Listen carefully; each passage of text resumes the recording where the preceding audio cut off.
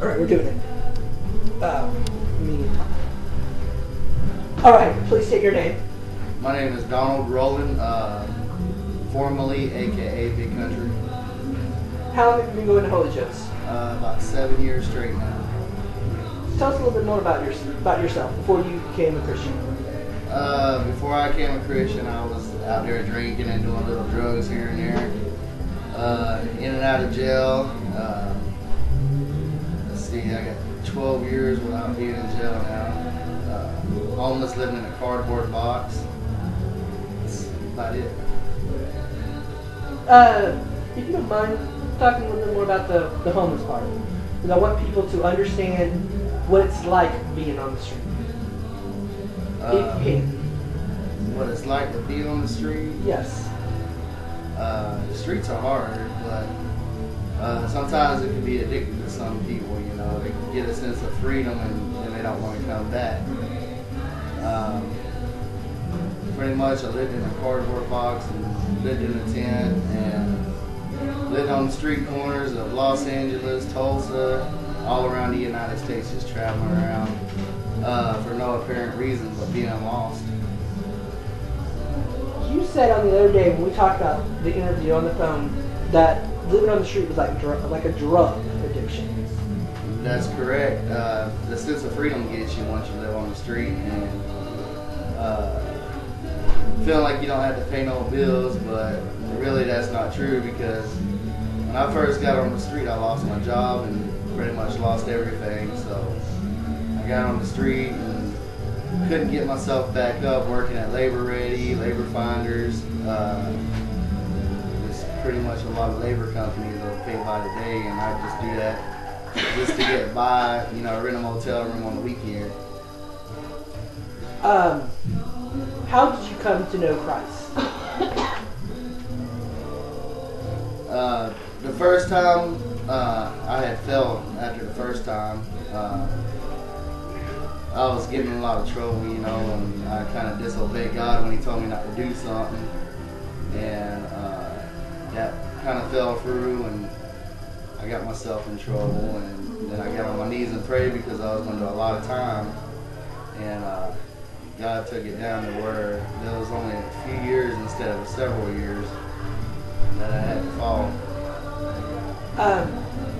You said you've been going to Holy Joe's now for how long? 7 years.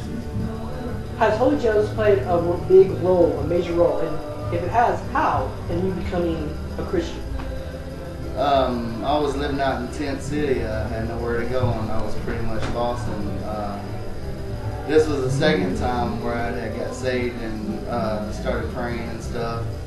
And I started praying every night, and I didn't have don't want to be on the streets no more. I wanted to do better in my life, and I got off the drugs, which I've been clean over 5 years, and I've been sober for 2 now.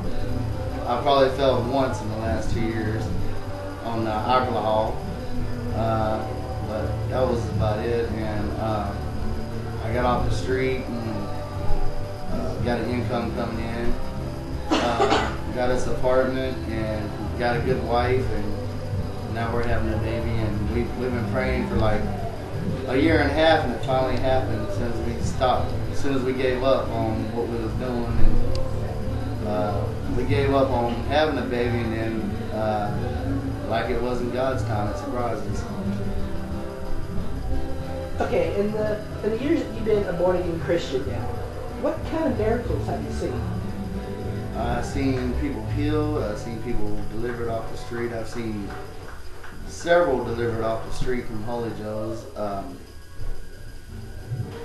People getting off of drugs, people getting off of alcohol, people praising God, people becoming clean,